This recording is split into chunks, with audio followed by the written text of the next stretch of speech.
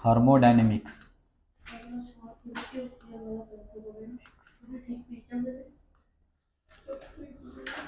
देखो थर्मोडायनेमिक्स, ठीक है। थर्मोडायनेमिक्स में तुमको पढ़ना है, फर्स्ट में पढ़ना है फर्स्ट लॉ ऑफ थर्मोडायनेमिक्स।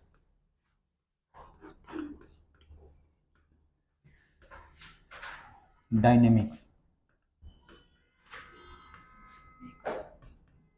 ठीक है। फर्स्ट लॉ ऑफ थर्मोडायनेमिक्स, उसके बाद में पढ़ना है सेकंड में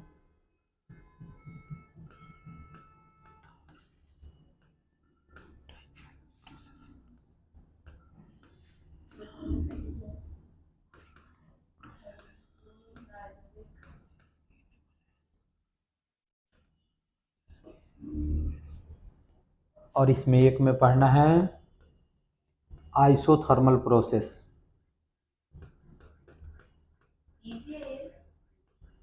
बिल्कुल इजी है। अच्छा बताओ, पिछला चैप्टर पढ़ाया वो मुश्किल था या इजी था? तुम सब बताओ, तुम बताओ। तुमको बताया कि जितना मैं कराया उतना करके जेई का क्वेश्चन करो।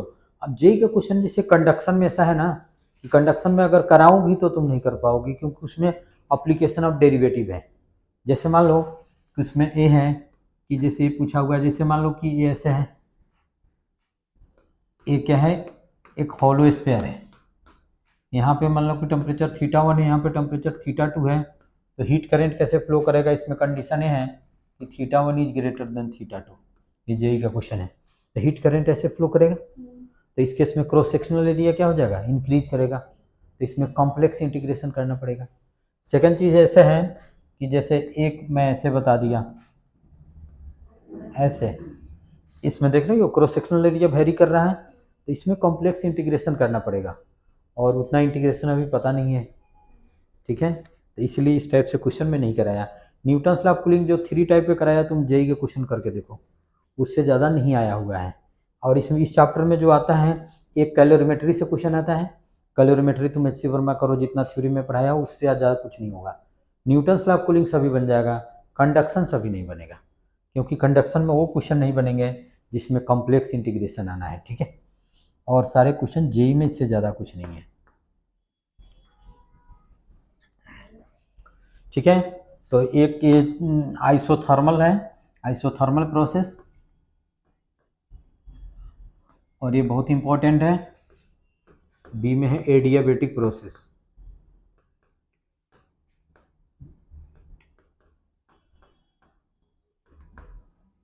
ये भी इंपॉर्टेंट है। Isobaric, isobaric process. डी में है आइसोकोरिक प्रोसेस, आइसोकोरिक प्रोसेस। ई में है साइक्लिक प्रोसेस, साइक्लिक प्रोसेस। इतना प्रोसेस पढ़ना है, ठीक है। फर्स्ट लॉ ऑफ थर्मोडायनेमिक्स, उसके बाद में थर्मोडायनेमिक प्रोसेसेस में ये सब पढ़ना है। उसके बाद में थर्ड टॉपिक है second law of thermodynamics, second law of thermodynamics.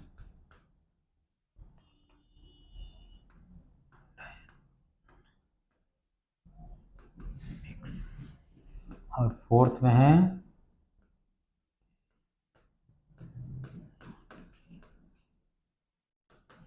Engine. यही पढ़ना है इस चैप्टर में।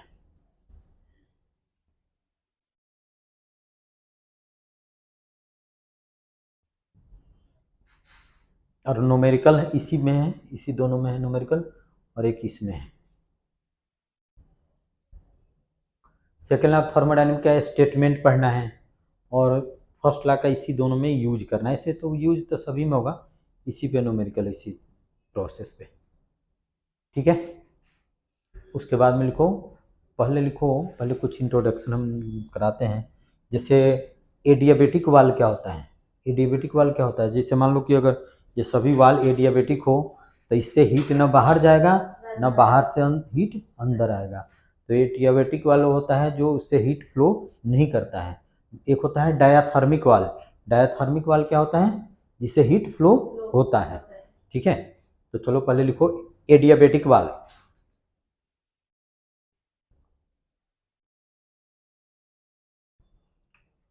द वाल्व, एडियाबेटिक वाल्व लिखो, डज दो, लिखो the valve does not allow to flow, does not allow to flow heat through it is known as adiabatic valve। Adiabatic valve वो है जिससे हीट फ्लो नहीं हो सकता है, ठीक है। उसके बाद में लिखो diathermic valve. Adiabatic valve, the valve that does not allow to flow heat through it is known as adiabatic valve. उसके बाद में सेकंड में लिखो डायाथर्मिक वाल्व।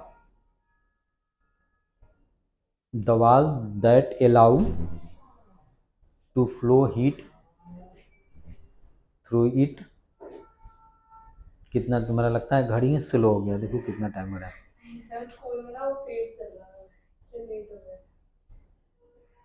अच्छा चलो कोई बात नहीं, जल्दी से थर्मोडायनेमिक्स में करा रहे हैं, ठीक है।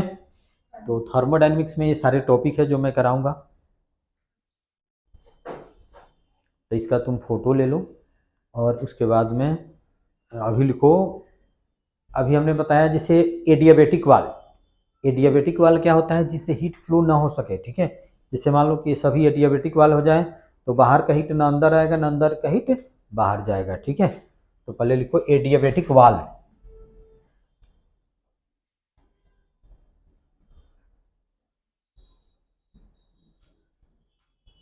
एडियाबेटिक वाल्व लिखो, the valve does not allow to flow heat through it.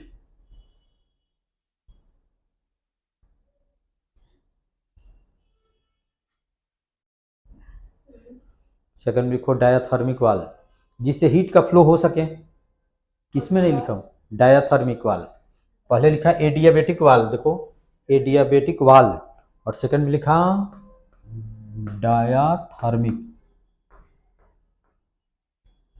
Valve. इससे क्या होता है, हीट का फ्लो होता है, ठीक है। इससे हीट का फ्लो होता है, ठीक है।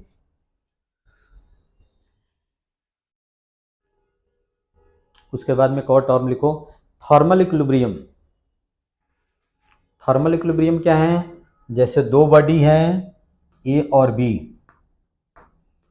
अगर दोनों के बीच में हीट का फ्लो ना हो तो इसको हम बोलेंगे क्या है, दोनों थर्मल इक्विलिब्रियम में।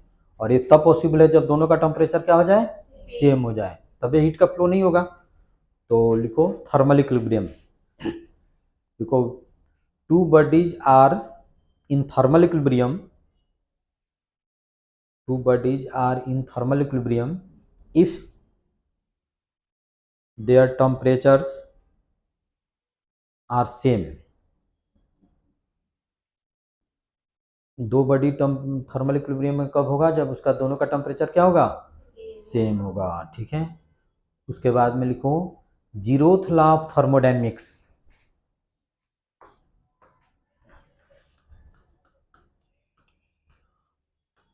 Zeroth law of thermodynamics.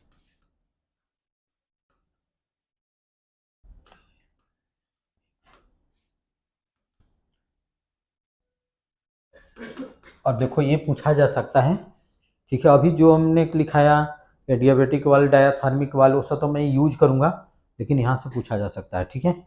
ये कहता है, जैसे मान लो कि ए, यहाँ पे बी, और एक मान लो कि सी।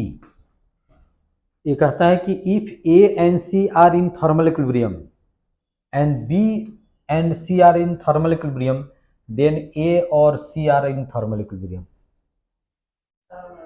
समझ में आया। जैसे ये दोनों थर्मल इक्विलिब्रियम में, यानी कि दोनों का टेम्परेचर क्या इक्वल है, और ये दोनों थर्मल इक्विलिब्रियम है तो ये दोनों का टेम्परेचर इक्वल होगा, तो इसका इसका टेम्परेचर इक्वल होगा। तो यही है जीरोथ लॉ ऑफ थर्मोडायनेमिक्स। लिखो, लिखो when two bodies are in thermal equilibrium with third body separately। जैसे आपने क्या बताया, यहाँ पे देखो ए और बी क्या है, थर्मल इक्विलिब्रियम में है, और बी और सी भी क्या है, थर्मल इक्विलिब्रियम में। ए और सी थर्मल इक्विलिब्रियम में है, बी और सी थर्मल इक्विलिब्रियम में, यानी कि दोनों बॉडी ए और बी सेपरेटली सी के साथ थर्मल इक्विलिब्रियम में होगा, तो ये आपस में भी क्या होगा, थर्मल इक्विलिब्रियम में होगा। यही है जीरोथ लॉ ऑफ थर्मोडायनेमिक्स। क्या लिखे, क्या लिखे,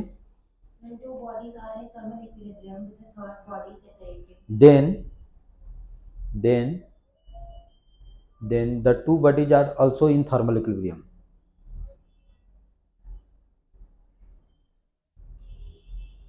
और करके लिखो, और करके लिखो, और when A and B,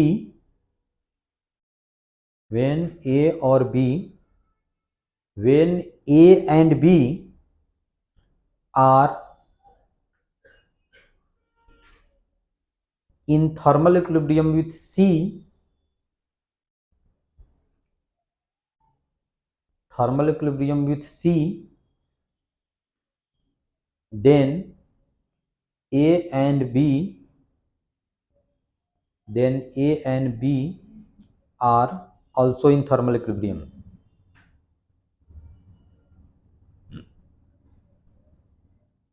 Also in thermal equilibrium.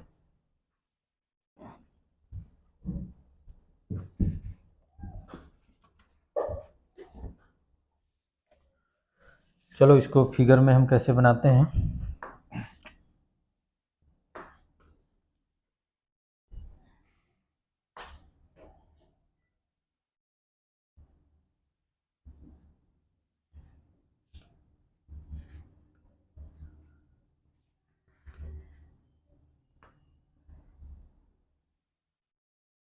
देखो ये सी है और ए है और ये क्या है, बी है, और इसको मैं ऐसे बना दिया।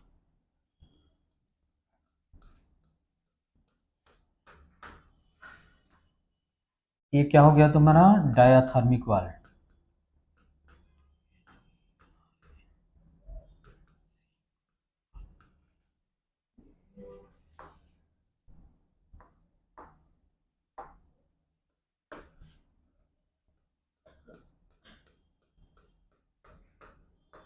और ये क्या हो गया, एडियाबेटिक वाल।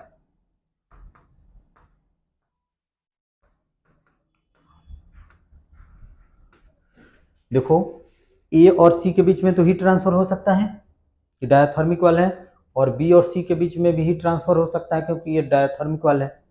ए क्या है, एडियाबेटिक वाल है, तो ए और बी के बीच में हीट ट्रांसफर होगा, नहीं होगा।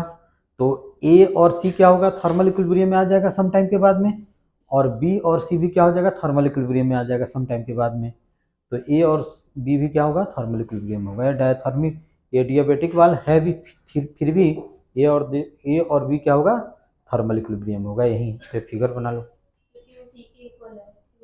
हाँ तो जैसे ए और सी थर्मल इक्विलिब्रियम है, तो जो इसका टेम्परेचर होगा वही इसका टेम्परेचर होगा।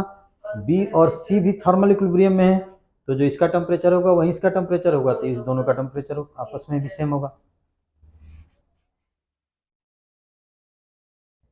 ऐसे बुकलेट जो मिलेगा उसमें सब ये सब लिखा है।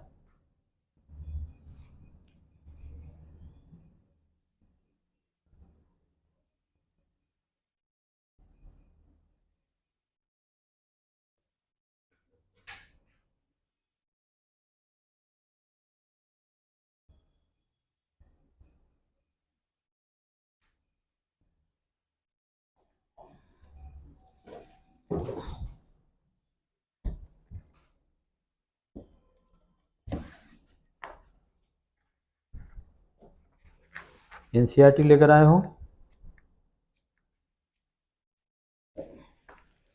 देखो यही है जीरोथ लॉ ऑफ थर्मोडायनेमिक्स जो अभी मैं बनाया था, अभी यही मैं बनाया हूँ। अब इसमें डिफरेंट कलर किया हुआ है, जीरोथ लॉ ऑफ थर्मोडायनेमिक्स हो गया। उसके बाद में चलो लिखो first law of thermodynamics.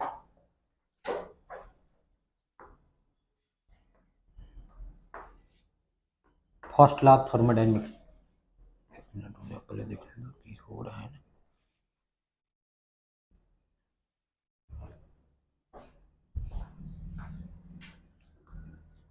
First law of thermodynamics.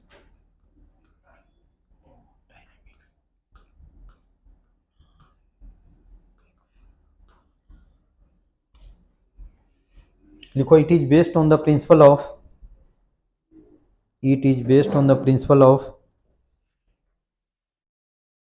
it is based on the principle of conservation of energy, conservation of energy।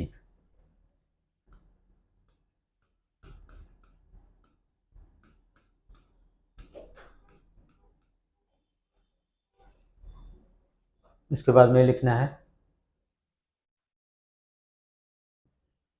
Delta Q equal to delta W plus delta U. Delta Q क्या है? Heat exchange. अच्छा देखो इसमें system क्या लेते हैं, जैसे मान लो ये कोई कंटेनर है,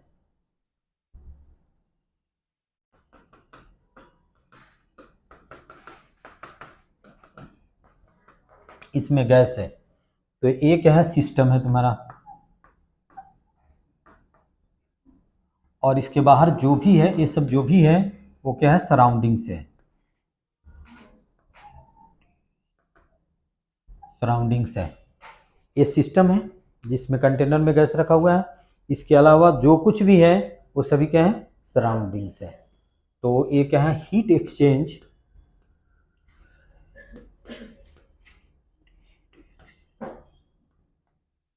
heat exchange between system and surroundings.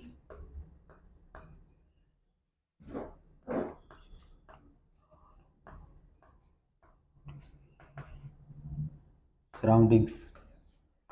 ये W क्या है? Work done, work done.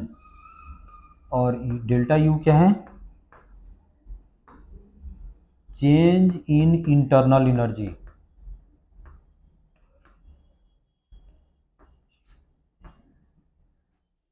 Change in internal energy.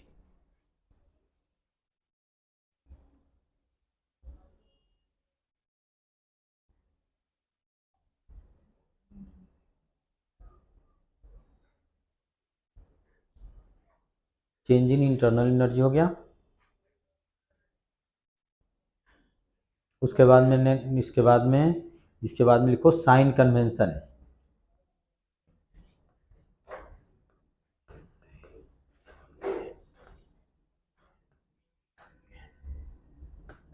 Sign convention देखो, डेल्टा क्यू पॉजिटिव कब होगा? जब हम सिस्टम को हीट देंगे, और डेल्टा क्यू निगेटिव कब होगा? जब हम सिस्टम से हीट लेंगे। ठीक है, समझ में आया? जैसे सिस्टम है, सिस्टम को अगर हम हीट देते हैं तो उस केस में डेल्टा क्यू पॉजिटिव लिखेंगे, और सिस्टम से लेते हैं तो निगेटिव लिखेंगे। तो इसमें डेल्टा क्यू क्या होगा? पॉजिटिव होगा इफ हीट, देखो delta Q is positive if heat given to the system. याद रखना थर्मोडायनेमिक्स का जब न्यूमेरिकल कराऊंगा तो उस समय ये सब चीज यूज करूंगा। ठीक है, delta Q is positive if heat given to the system. फिर नीचे लिखो delta Q is negative if heat withdraw from the system, withdraw from the system. ठीक है, यानी कि सिस्टम को हम हीट देंगे तो पॉजिटिव, सिस्टम से हीट लेंगे तो निगेटिव। फिर उसके बाद में है डेल्टा डब्लू पॉजिटिव होगा if work done by the system, done by the system.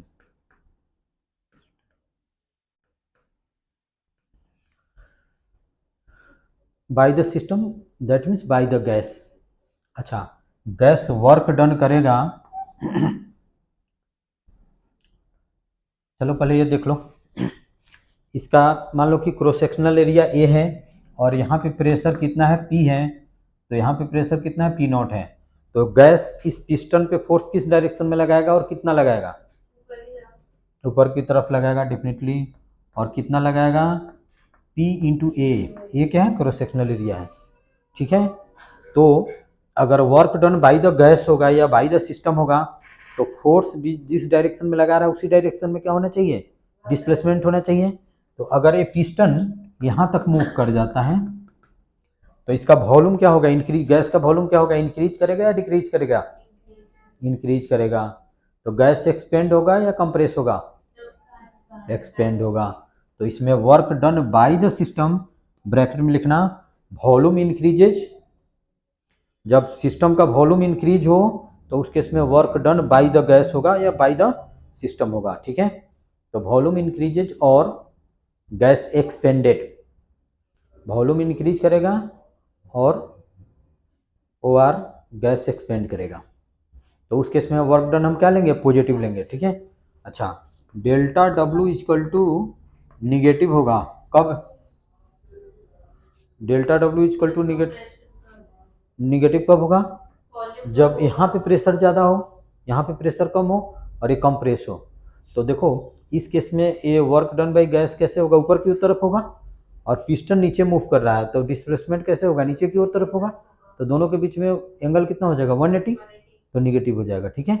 तो इसमें लिखो negative, if work done on the system, delta Q is negative if work done on the system, और ऑन द गैस लिख दो, और bracket में लिख low volume decreases और गैस कंप्रेस्ड, वॉल्यूम उसका डिक्रीज करेगा और गैस क्या होगा, कंप्रेस्ड होगा,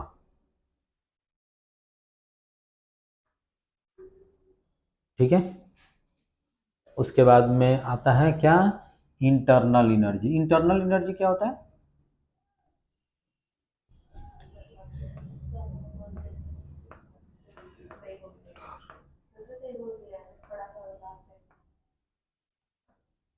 बिल्कुल सही बोल रही है, क्योंकि हो गया ना स्कूल में थर्मोडायनेमिक्स हो गया है, अच्छा केमिस्ट्री में हुआ है, हाँ। तो sum of kinetic energy, potential energy, rotational energy, vibrational energy is called internal energy. जो गैस का जो एनर्जी होता है, टोटल एनर्जी जो होता है वो गैस, उसको इंटरनल एनर्जी बोलते हैं। तो लिखाना जरूरी नहीं है, अच्छा तो ये लिखाना जरूरी नहीं है। तो एक फार्मूला हम लिखाएंगे इंटरनल एनर्जी का, होता है n C V T. N क्या है, number of moles, C V क्या है, मोलर हीट कैपेसिटी। देखो स्पेसिफिक हीट का हमने फार्मूला लिखाया था डेल्टा क्यू अपॉन में एम डेल्टा टी, अभी मैंने लिखाया था स्पेसिफिक हीट का फार्मूला। और मोलर हीट का फार्मूला मैंने लिखाया था डेल्टा क्यू अपॉन में एन डेल्टा टी, पिछले ही चैप्टर में हमने कराया था। मोलर हीट का एक कराया था, स्पेसिफिक हीट का डेल्टा क्यू अपॉन में एम डेल्टा टी, और मोलर हीट का डेल्टा क्यू अपॉन में एन डेल्टा टी, ठीक है। तो जब कांस्टेंट प्रेशर पे हो तो उसको सीपी बोलते हैं, कांस्टेंट वॉल्यूम पे हो तो ये पी हो जाएगा अपॉन में एन डेल्टा टी, तो कांस्टेंट वॉल्यूम पे हो तो उसको सीवी बोलते हैं, और कांस्टेंट टेम्परेचर पे हो तो सीटी बोलेंगे, ठीक है। तो ये फार्मूला तुमको याद रखना है। और डेल्टा यू इक्वल टू, हम अगर मान लो कि इसमें चेंज होगा तो इसमें क्या चेंज होगा, क्या चेंज होगा, टेम्परेचर चेंज होगा। तो n C V delta T, ये दोनों फार्मूला लिख लेना है। और एन क्या है, नंबर ऑफ मोल्स, मोल्स, ठीक है। सीवी क्या है, molar heat capacity at constant volume,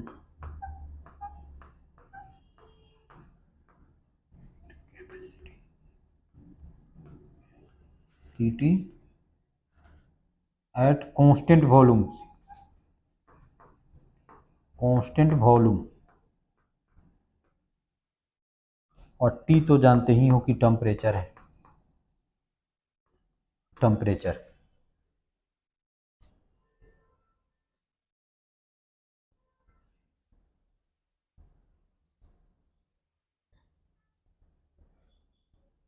molar heat capacity at constant volume, ठीक है, टेम्परेचर।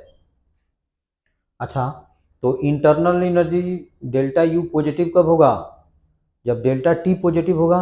और डेल्टा टी पॉजिटिव कब होगा? जब टेम्परेचर राइज करेगा। समझ रही हो? तो लिखो, लिखना है डेल्टा यू क्या होगा? पॉजिटिव होगा। कब?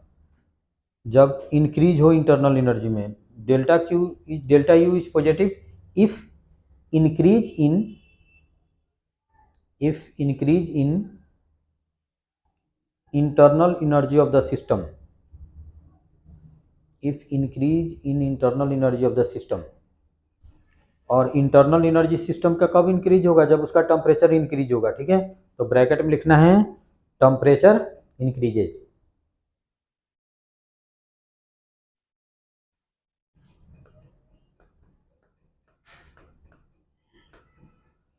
डेल्टा यू इज निगेटिव कब होगा? इंटरनल एनर्जी क्या हो? डिक्रीज हो। इंटरनल एनर्जी डिक्रीज कब होगा? जब टेम्परेचर डिक्रीज होगा। चलो लिखो, delta U is negative if decrease in internal energy of the system.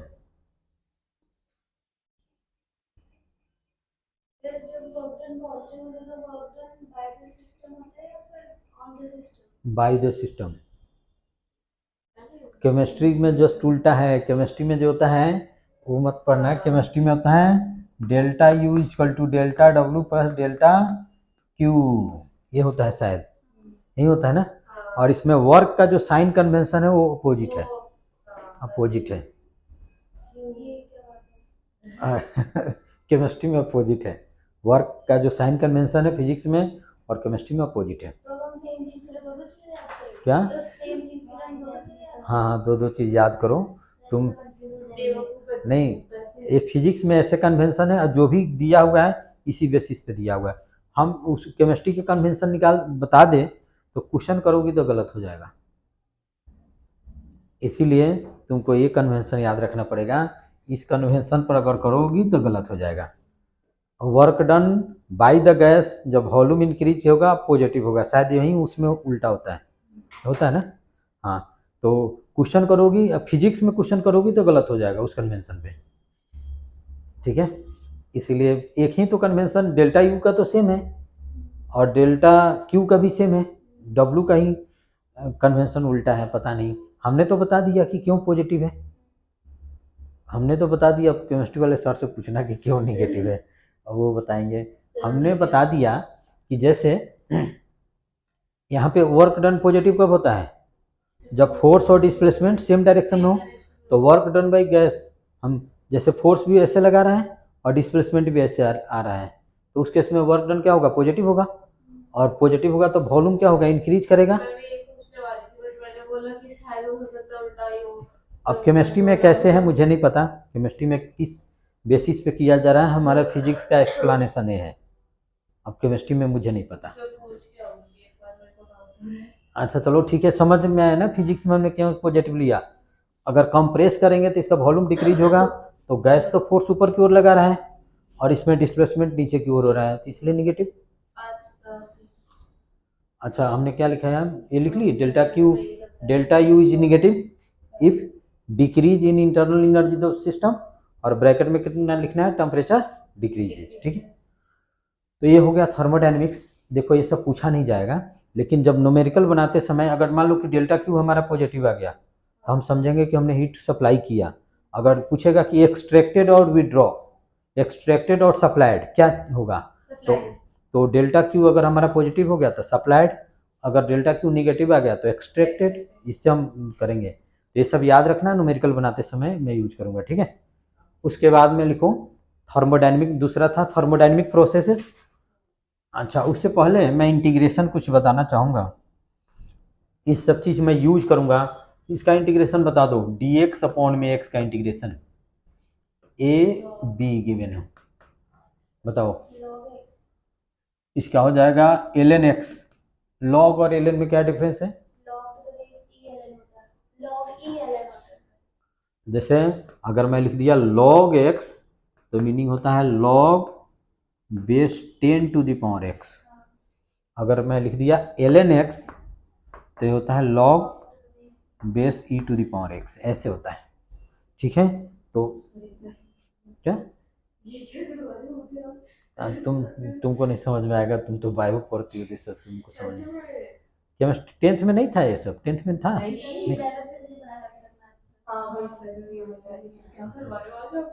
नहीं तो तुम 12th में है, 12th में है तो बस इतना तुम इतना जान लो।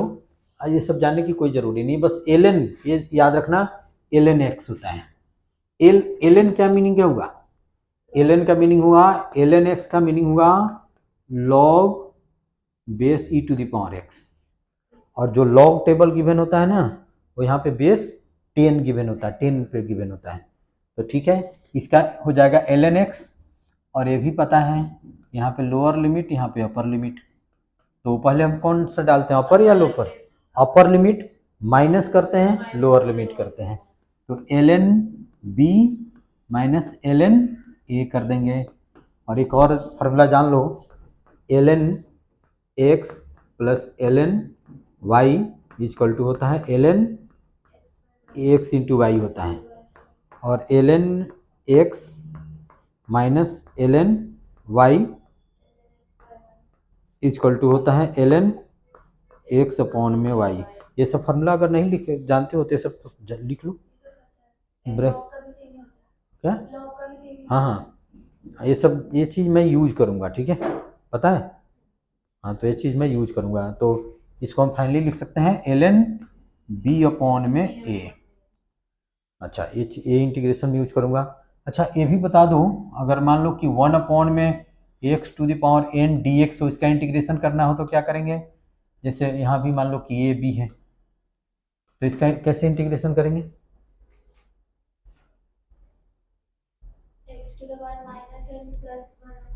तो इसको हम ऐसे कर सकते हैं, x to the power minus n dx a से b तक, और इसको हम कर देंगे x to the power minus n plus 1 minus n plus 1। वही जो इंटीग्रेशन में जो पावर में क्या करते हैं, 1 ऐड करते हैं और उतना ही पावर नीचे लिखते हैं, ठीक है।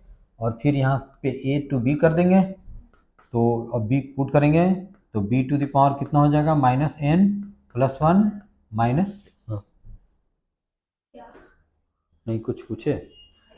अच्छा चलो, फिर उसके बाद में a to the power minus n plus 1 upon में माइनस n प्लस 1, ऐसे कर देंगे, ठीक है। तो ये सब चीज़ मैं यूज करूँगा, तो नोट करना है तो नोट कर लो, हाँ नहीं तो पता है तो कोई बात नहीं। तो फर्स्ट में लिखो आइसोथर्मल प्रोसेस।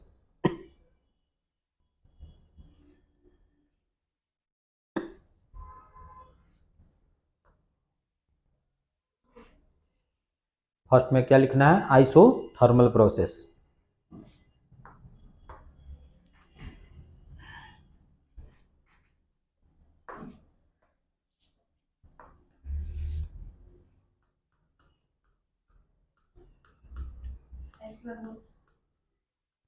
आइसोथर्मल क्या होता है? Temperature same. लिखो the process in which, isothermal process लिख कर दो, the process in which temperature of the system, temperature of the system remains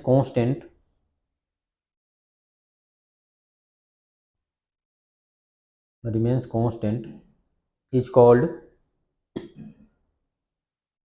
isothermal process, is called isothermal process। अच्छा, आइसोथर्मल प्रोसेस को bracket में लिख लो स्लो प्रोसेस।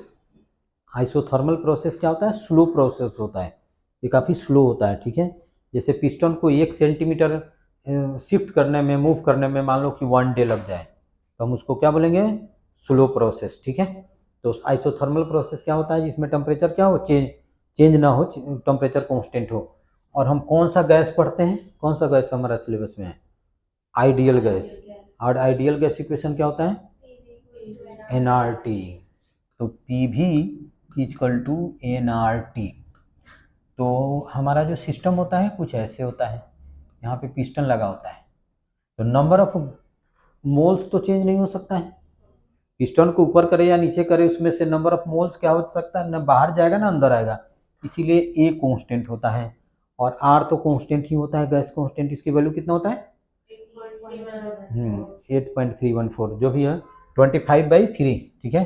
तो ये भी कांस्टेंट है। और आइसोथर्मल प्रोसेस में क्या है, टेम्परेचर कांस्टेंट है, तो इस केस में हो जाएगा P V equal to constant, that is P1V1 equal to कितना हो जाएगा P2V2। ये फॉर्मूला याद रखना है और इसको फॉर्मूला याद रखना है, P V equal to constant. अगर प्रेशर को हम डबल कर देंगे तो वॉल्यूम क्या हो जाएगा, हाफ हो जाएगा।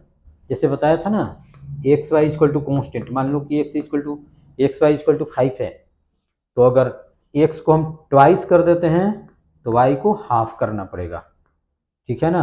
अगर एक्स को हम मान लो कि 4 टाइम्स कर देते हैं तो 4x हो जाएगा, तो वाई को हमको क्या करना पड़ेगा, y/4 करना पड़ेगा, ताकि दोनों का प्रोडक्ट सेम रहे, ठीक है। तो इसमें P V equal to constant, that means P1V1 equal to P2V2 होता है, ठीक है। ये तो नहीं लिखना है ना।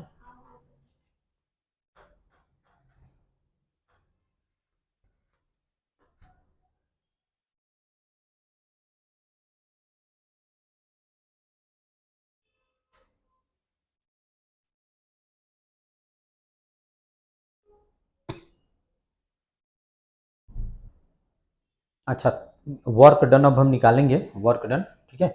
तो वर्क डन का पहले फार्मूला मैं समझा देता हूँ, ऐसे डायरेक्ट फार्मूला ही मैं यूज करूंगा, ठीक है।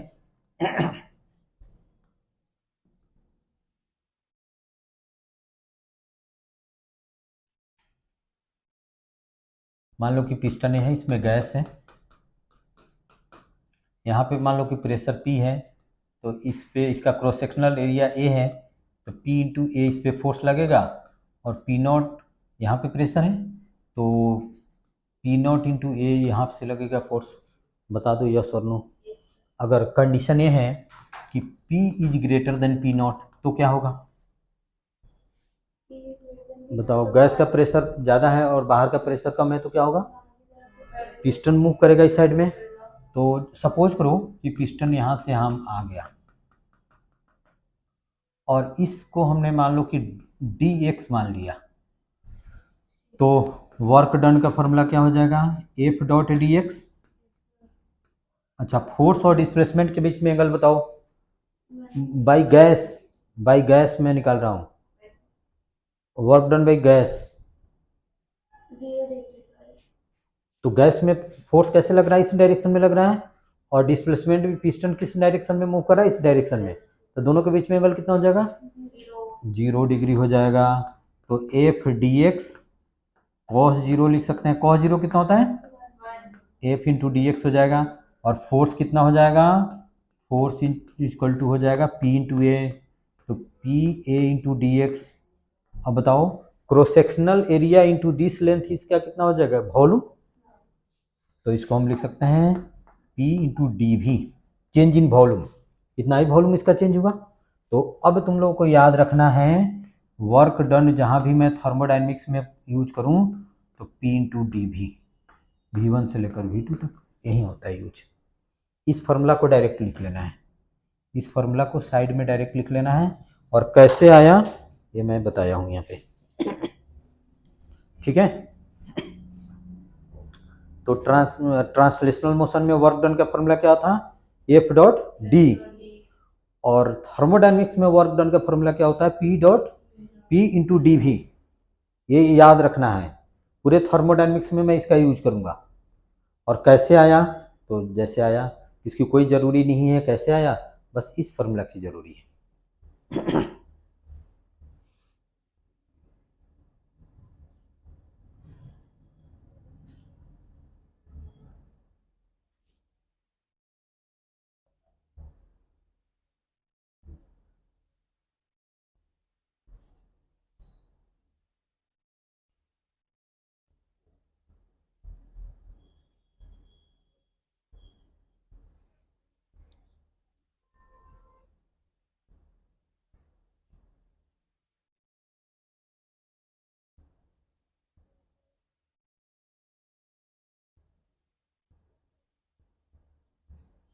ठीक है।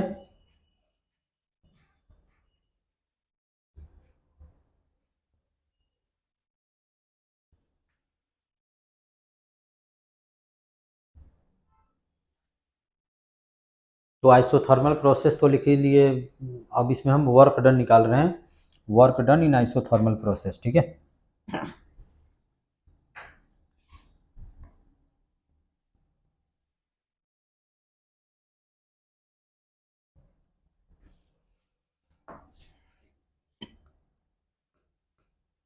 वर्क डन, और ये डेरिवेशन बहुत ही इंपॉर्टेंट है।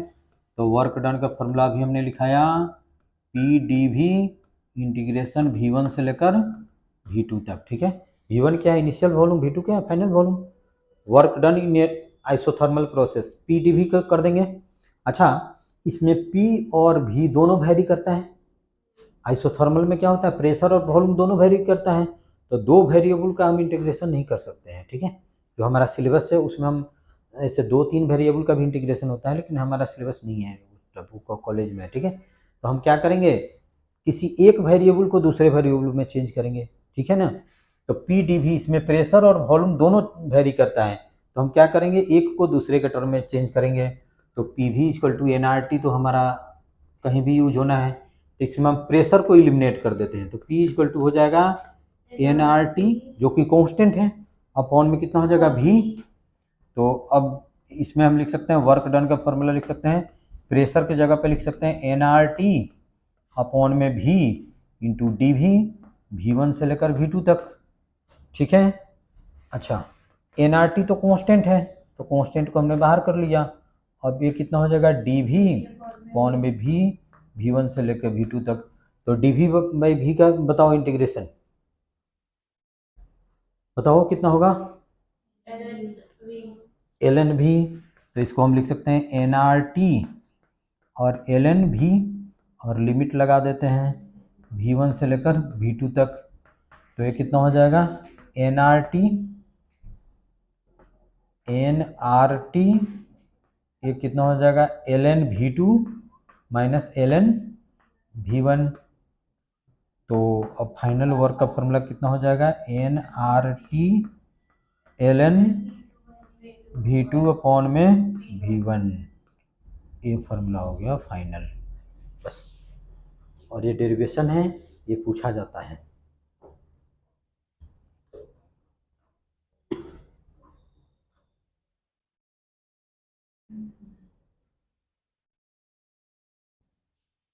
वर्क का तो अभी हमने फार्मूला लिखा है यहीं पी डी वी, और इसमें हमने क्या, प्रेशर को एलिमिनेट कर दिया, प्रेशर को हटा के वॉल्यूम के टर्म में लिख दिया।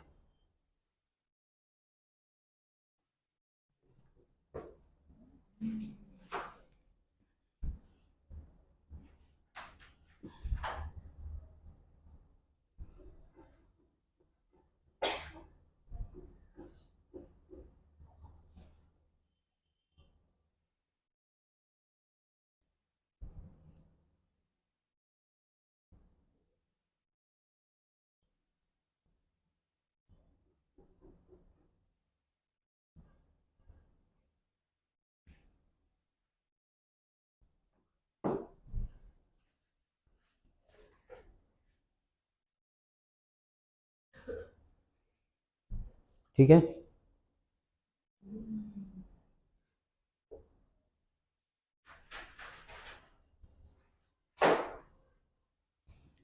अच्छा, इसमें फर्स्ट ला लिखेंगे तो डेल्टा क्यू इक्वल टू क्या लिखेंगे, delta W plus delta you, यही लिखेंगे। तो इस केस में डेल्टा यू कितना होगा, डेल्टा यू अभी मैंने लिखाया था N C V delta T. तो इसमें टेम्परेचर कांस्टेंट है, तो चेंज इन टेम्परेचर कितना होगा, तो डेल्टा यू कितना होगा, 0। तो याद रखना है, ये भी याद रखना है कि आइसोथर्मल प्रोसेस में चेंज इन इंटरनल एनर्जी कितना होता है, 0 होता है, यानी कि इंटरनल एनर्जी कांस्टेंट होता है, ठीक है।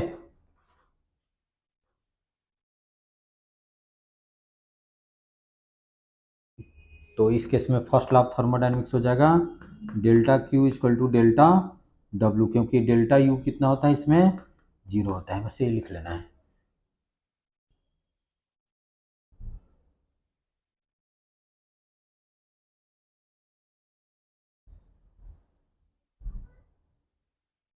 ठीक है। अच्छा, उसके बाद में इसमें अब ड्रॉ करना है पीवी ग्राफ। लिखो पीवी ग्राफ, ये भी तुमको याद रखना है, पीवी ग्राफ।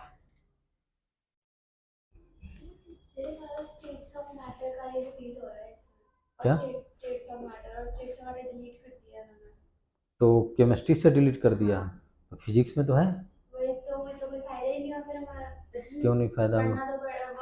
अब जैसे जैसे केमिस्ट्री से हम फिजिक्स से पहले law of radioactive decay था, वो केमिस्ट्री में भी था फिजिक्स में भी था, तो फिजिक्स से डिलीट कर दिया। केमिस्ट्री में पढ़ो, कहीं एक ही जगह पढ़ो, दोनों जगह क्यों पढ़ोगे? तो देखो यहाँ पे अब पी भी ग्राफ,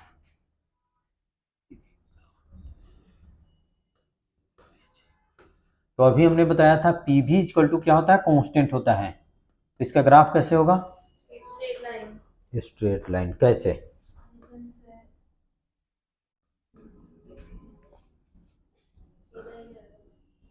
स्ट्रेट लाइन ऐसे, तो ये ऐसे बिल्कुल नहीं। जैसे मैंने कितना बार बताया, ऐसे स्ट्रेट लाइन होगा। जैसे एक्स वाई इक्वल टू मान लो कि हमने बताया था 5, तो वाई इक्वल टू हम क्या कर देंगे, 5 अपॉन में एक्स लिख सकते हैं। तो अगर एक्स को इंक्रीज करे तो वाई क्या होगा, डिक्रीज। और ये लीनियर ग्राफ तो है नहीं कि स्ट्रेट लाइन होगा, इसका लीनियर ग्राफ है नहीं है, तो इसका ग्राफ कुछ सी टाइप का होता है, याद रखना। ऐसे ऐसे ग्राफ होता है। एकदम बिल्कुल गलत नहीं, एकदम कराया ही नहीं, एकदम हो ही नहीं सकता कि मान लो कि पीवी ग्राफ तुमको एडियाबेटिक आइसोथर्मल।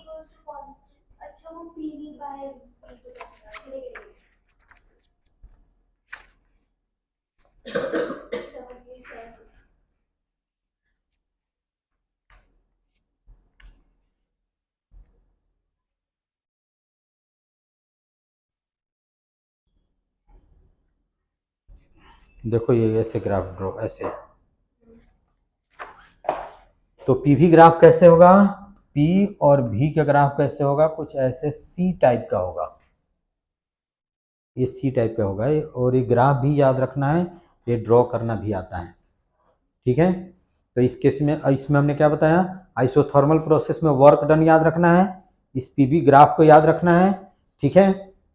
और इसका स्लोप निकाल के बता दो, स्लोप क्या होता है, स्लोप पता है? और dy बाई डी एक्स भी तो स्लोप होता है, पता है, dy बाई डी एक्स। तो अगर इसका स्लोप निकालना हो तो इसका slope equal to tan theta equal to हो जाएगा dy बाई डी एक्स, इसमें तो कोई डाउट नहीं है। तो इसका स्लोप निकालना हो तो क्या हो जाएगा, dp बाई डी। तो इसका स्लोप इक्वल टू कितना हो जाएगा, dp बाई डी। तो ये कैसे निकलेगा, तो ये निकलेगा पी भी इक्वल टू कॉन्स्टेंट से। कॉन्स्टेंट का डिफ्रेंसिएशन कितना होता है, 0 होता है। अच्छा, प्रोडक्ट में जब कोई फंक्शन होता है तो उसका डिफ्रेंसिएशन कैसे करते हैं, प्रोडक्ट रूल क्या होता है, डिफ्रेंसिएशन दूसरे को मल्टीप्लाई प्लस डिफ्रेंसिएशन। तो इसको हम भी के रेस्पेक्ट में डिफ्रेंशिएट करते हैं, तो भी का भी के रेस्पेक्ट में डिफ्रेंशिएशन कितना होगा, 1। एक्स का एक्स के रेस्पेक्ट में कितना होता है, 1। तो इसको हमने डिफ्रेंशिएट कर दिया, डिफ्रेंशिएटिंग विथ रेस्पेक्ट टू भी। तो पहले p क्या करेंगे, v के रेस्पेक्ट में, तो लिख देंगे dp अपॉन में dv इंटू v कर देंगे। फर्स्ट फंक्शन को हमने क्या किया, डिफ्रेंशिएट किया, सेकंड को मल्टीप्लाई कर दिया। अब हम क्या करेंगे, इसको करेंगे dv बाई dv और इंटू कितना कर देंगे, p कर देंगे। और कांस्टेंट का डिफ्रेंशिएशन कितना होता है, 0। तो dv बाई dv कितना हो जाएगा, 1 हो जाएगा। तो अब ये आ गया dp by dv into v plus p equal to कितना हो जाएगा, 0। तो इस p को इधर करो तो dp अपॉन में dv इक्वल टू कितना हो जाएगा, minus p by v। p को इधर कर दिया माइनस p, और ये भी को इधर करेंगे तो क्या हो जाएगा, डिवाइड हो जाएगा। ठीक है, तो भी, तो याद रखना इसका स्लोप होता है -p/v।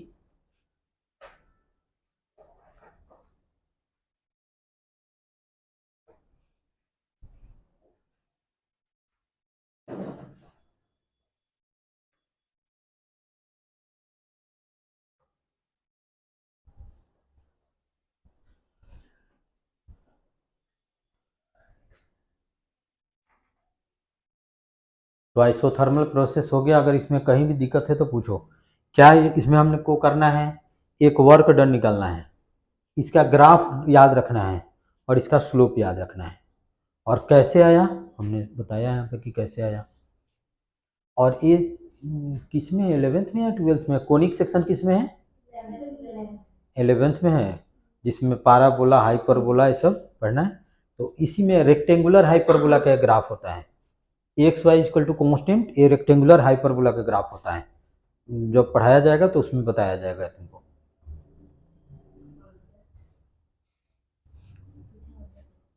ठीक है,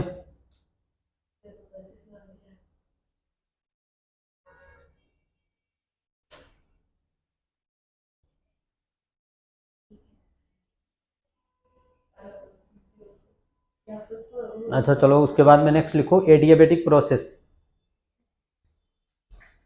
नेक्स्ट लिखो एडियाबेटिक प्रोसेस। एडियाबेटिक प्रोसेस क्या है,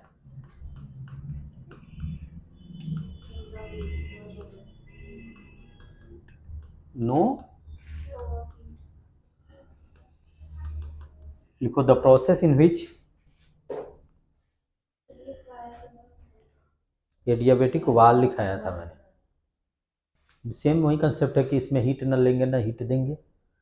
एडियाबेटिक प्रोसेस लिखो the process in which heat exchange between system and surrounding is zero, that is no heat exchange between system and surroundings. The process in which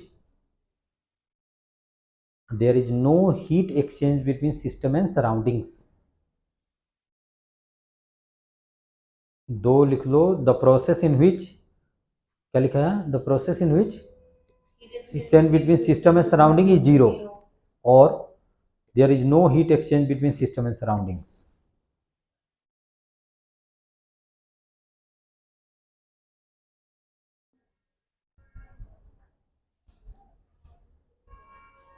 जैसे अभी हमने isothermal पढ़ाया, इसका formula क्या होता था, P1V1 इक्वल टू P2V2। अभी हमने बताया that means Pv equal to क्या था, कांस्टेंट था, Pv इक्वल टू कांस्टेंट, और P1V1 इक्वल टू P2V2। तो इसमें एडियाबेटिक का फॉर्मूला होता है Pv to the power gamma equal to constant, constant Pv to the power gamma equal to constant. और इसका भी डेरिवेशन है, तो डेरिवेशन किसी काम का नहीं है, तो ऐसे मान लो तो ठीक है, नहीं तो बोलो तो मैं ड्राइव करके बताऊँ कि आता है। अच्छा पहले सब कुछ मैं बताऊंगा, ये फॉर्मूला ड्राइव करके बताऊं या मान लोगे, अच्छा मान लो। तो गामा को हम बोलते हैं एडियाबेटिक कोफिशिएंट,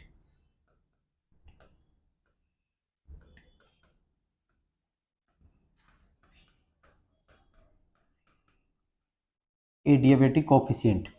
और गामा होता क्या है, तो Cp अपॉन में Cv, that is molar heat capacity at constant pressure upon में molar heat capacity at constant volume.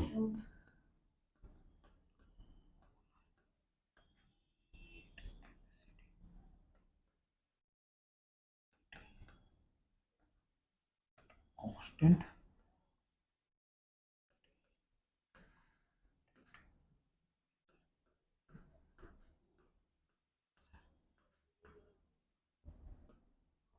Upon में molar heat capacity at constant volume. आज कैसे खत्म हो जाएगा, अभी बहुत कुछ बचा है, यही यही कराते कराते पूरा टाइम हो जाएगा। ये सब चैप्टर तो इजी छोटे छोटे हैं और इजी भी है, ये सब चैप्टर में ज़्यादा मुश्किल नहीं है। तो molar heat capacity at constant pressure, अभी बताया था ना, मोलर हीट कैपेसिटी होता है constant pressure, constant volume, constant temperature, ये सब होता है, तो इतना होता है। ठीक है, तो इसका फॉर्मूला क्या हो जाएगा, पी, इस फॉर्मूला को भी याद रखना है, ठीक है। P1 V1 to the power gamma is equal to P2 V2 to the power gamma, ये फॉर्मूला हो जाएगा।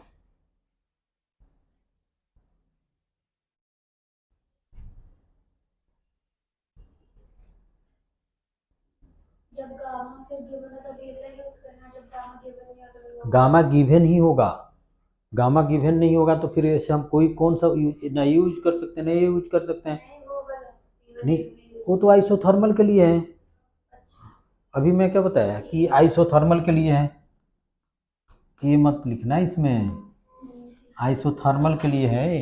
जैसे आइसोथर्मल में क्या फॉर्मूला होता है, P V equal to constant, तो इसमें होता है P V to the power gamma equal to constant. फिर P V equal to constant से हम बनाते थे P one V one equal to P to V to, तो इसमें हम लिख सकते हैं P one V one to the power gamma equal to P to V to the power gamma. अच्छा, तो ये हो गया relation between P and V, ये हो गया relation between P and V, P and V. NCERT में तो यही गिवन है, लेकिन एसएल में क्वेश्चन गिवन है और पे भी, तो ये भी मैं करा देता हूँ, रिलेशन बिटवीन, एक मैं बताऊंगा एक तुम लोगों को करना पड़ेगा। पीवी हमने करा दिया, वीटी और पीटी दो रिलेशन है, तो एक बोलो मैं करता हूँ, एक तुम लोगों को करना पड़ेगा। पीवी में हमने कर दिया, अब है पीटी और वीटी, कौन सा करूं मैं, वीटी। तो वी एंड टी, कोई कुछ नहीं करना है, तो वी एंड टी को इसमें से हमको पी को इलिमिनेट करना पड़ेगा। टेम्परेचर बढ़ेगा तो फॉर्मूला बढ़ेगा। अच्छा चलो, वो तो हम बाद में देखेंगे। इसमें से हमको भी को क्या, पी को क्या करना पड़ेगा, इलिमिनेट करना पड़ेगा। तो ये फॉर्मूला किस काम का आएगा, P V equal to N R T, तो पी इक्वल टू कितना हो जाएगा, एन आर टी अपॉन में भी, अब यहाँ से पी को हटाओ, तो P V to the power gamma equal to क्या था, कांस्टेंट था, ठीक है। तो पी के जगह पे लिख दो N R T, N R T by भी, और into V to the power gamma equal to कितना हो जाएगा, कांस्टेंट। अच्छा, अच्छा ये V to the power one है या V to the power gamma है, तो यहाँ पे हो जाएगा T V to the power gamma minus one, समझ, ये है भी, तो भी पावर वन है, power gamma gamma minus one, और कांस्टेंट अपॉन में एन आर, एन आर भी कांस्टेंट है, तो कांस्टेंट में कांस्टेंट से डिवाइड करेंगे तो कांस्टेंट ही आएगा, ठीक है। तो ये रिलेशन हो गया T V to the power gamma minus one equal to constant, that means T one V one to the power gamma minus one equal to T two V two to the power gamma minus one. अब तुम लोग करके बता दो PT,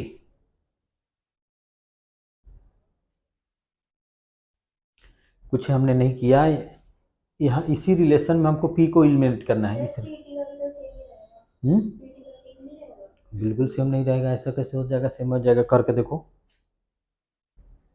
पहले इस relation को लिख लो, और अगर जल्दी भूल जाओ तो ऐसे कर लेना, इसे रिलेशन ही याद रखना, अगर भूल गई तो तुरंत निकालने के लिए मैं बताया कि कैसे निकाल सकते हैं हम,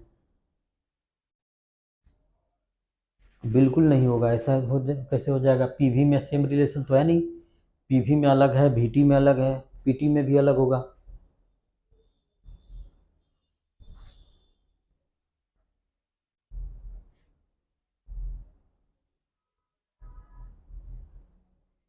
मैं करके बताऊं,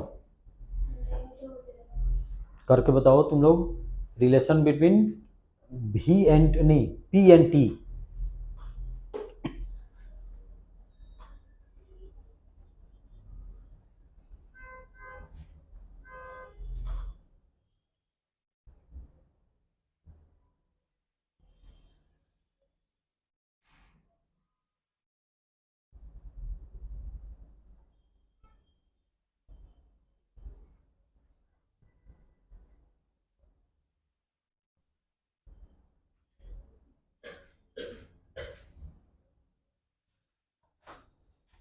करो।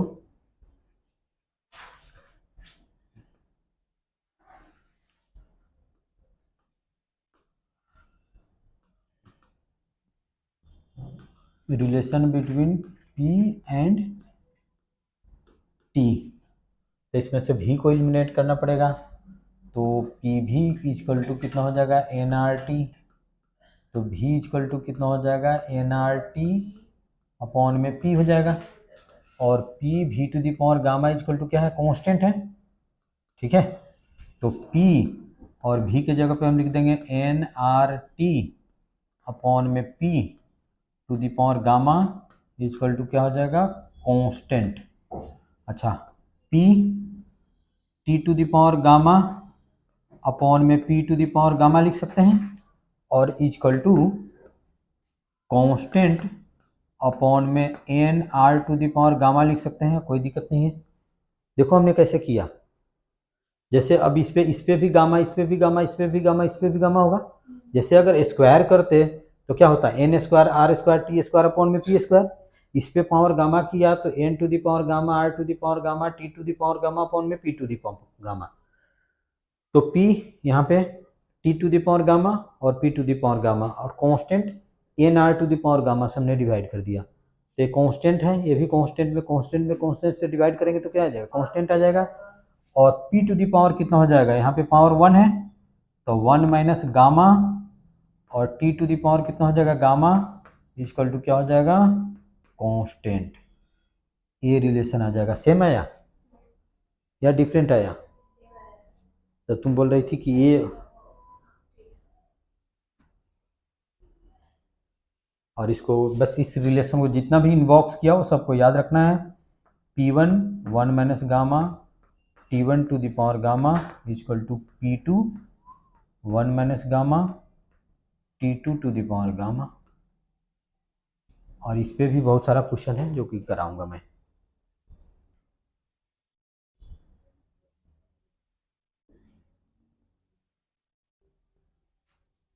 तो अब इसमें वर्क डन हमको निकालना है।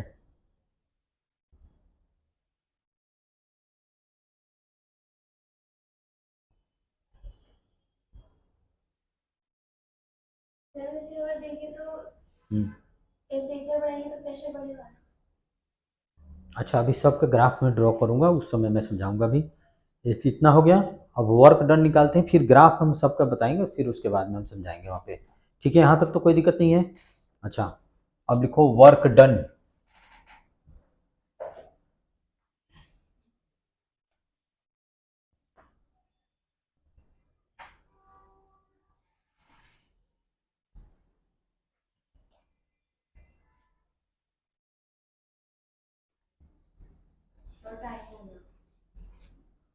कहाँ टाइम हो गया अभी? अच्छा चलो, अभी बस वर्क डन करा दिया, उसके बाद है छोड़ दिया। तो वर्क डन का फॉर्मूला क्या था, पी डी भी। वर्क डन का भी फॉर्मूला लिखाया था, पी डी भी इंटीग्रेशन V1 से लेकर V2 तक। इसमें भी दोनों वैरी करेगा।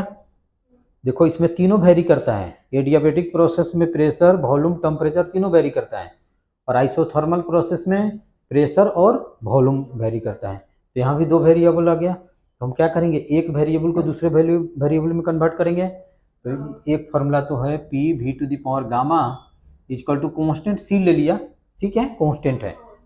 सी क्या है, कॉन्स्टेंट है। तो P इक्वल टू हम लिख सकते हैं C to the power, C upon में V to the power gamma. इसको हम लिख सकते हैं सी, इसको हम लिख सकते हैं C V to the power minus gamma. अगर ऐसे लिख दूं तो कोई फर्क नहीं पड़ेगा।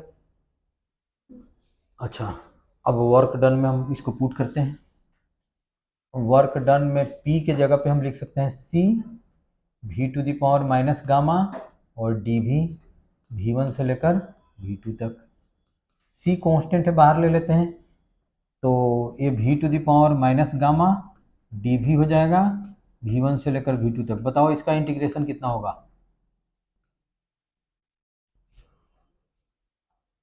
Gamma log LNB. कैसे गामा एल एन भी हो जाएगा? अभी हमने बताया था, X to the power minus N का भी इंटीग्रेशन हमने बताया था। तो v to the power minus gamma plus 1 minus तो V to the power minus gamma plus 1 हो जाएगा, अपॉन में माइनस गामा प्लस 1 हो जाएगा। अभी हमने बताया था इसीलिए इस चीज़ का मैं यूज करूँगा। और यहाँ पे इंटीग्रेशन हो जाएगा यहाँ पे V1 से लेकर V2 तक।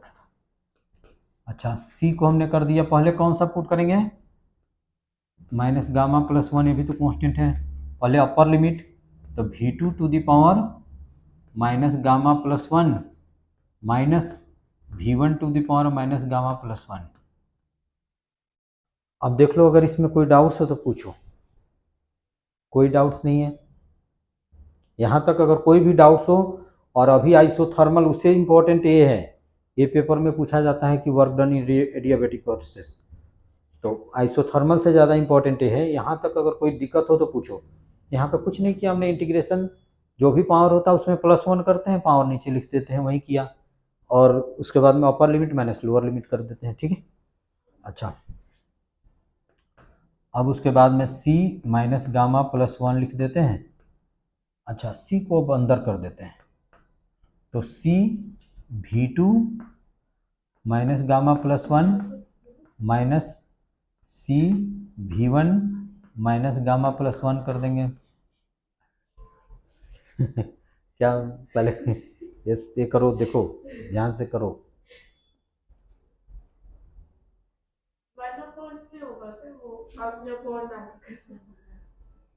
तो कुछ नहीं किया, इसको यहाँ पे रख दिया तो क्या फर्क पड़ेगा, ठीक है। और अभी हमने फार्मूला बताया था, P1 V1 to the power gamma equal to P2 V2 to the power gamma equal to constant equal to C। यहाँ भी हम लिख सकते हैं, ये भी कांस्टेंट है, C लिख दिया। अच्छा देखो, यहाँ पे 2 है तो C के जगह पे हम P2 V2 पुट कर देते हैं। P2 V2 को यहाँ पे पुट कर देते हैं कि क्योंकि V2 है, और P1 V1 को यहाँ पे C के बदले पुट कर दे तो कोई फर्क नहीं पड़ेगा। तो इसको मैं लिख दिया 1 माइनस गामा लिख देते हैं, गामा माइनस इसको लिख देते हैं। और C की जगह पे, C तुम लोग यहीं पे लिखना, पास में ही लिखना है इसको जो है ना जस्ट इसी के नीचे लिख देना, फिर लिख देना। तो C की जगह पे हम लिख सकते हैं P2 V2 to the power gamma, और V2 to the power minus gamma plus 1 तो पहले से है, माइनस कर देते हैं P1 V1 to the power gamma और V1 to the power minus gamma plus 1, ये पहले से लिखा होगा। अब बताओ ये कितना हो जाएगा आफ्टर सोल्विंग। पावर को हम क्या करते हैं, ऐड करते हैं, तो कितना हो जाएगा ये, तो वो स्क्वायर हो जाएगा।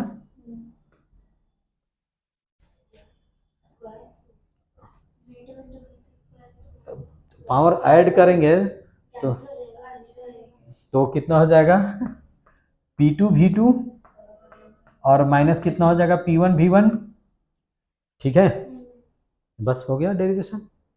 अच्छा, ऐसा करें कि गामा जो होता है ग्रेटर देन 1 होता है, तो इसमें भी -1 से मल्टीप्लाई कर दे, इधर भी -1 से मल्टीप्लाई कर दे, कोई फर्क नहीं पड़ेगा। यहाँ भी छोड़ दो, या तुम ऐसे लिख दो P1 V1 minus P2 V2 upon में गामा -1, वर्क डन का यही भी फॉर्मूला हो गया। अब देखो कौन सा मुश्किल था, कुछ भी नहीं मुश्किल है एकदम। क्या एकदम डेरिवेशन आएगी। स्कूल में क्यों नहीं करा रहे हैं, कराएंगे, वो कराएंगे, एकदम कराएंगे।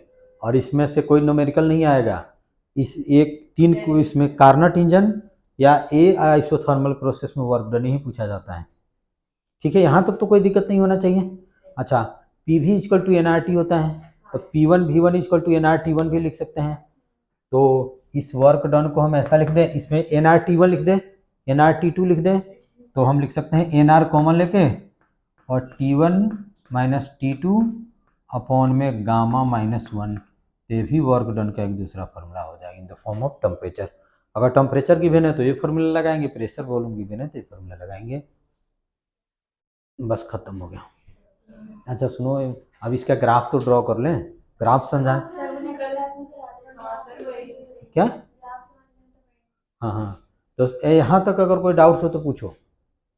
कुछ नहीं है, अभी तक जो मैं पढ़ाया उसमें क्या याद रखना है, तुम लोग को याद रखना है वर्क डन इन एडियाबेटिक प्रोसेस। और मंडे को तुम लोग का तो पेपर ही है सॉलिड स्टेट का, ठीक है। तो ये दोनों प्रोसेस जरूर याद करके आना, ठीक है। तो संडे को रोटेशन की क्लास रखते हैं, जो रिमेनिंग है वो कंप्लीट कर। अच्छा चलो इस संडे को, अच्छा चलो छोड़ो उसकी बात। अच्छा ठीक है, ठीक है। तो ये सब मंडे को आना, तो तुम लोग टेस्ट की तैयारी करके आना, सॉलिड स्टेट, ठीक है। चलो ठीक है।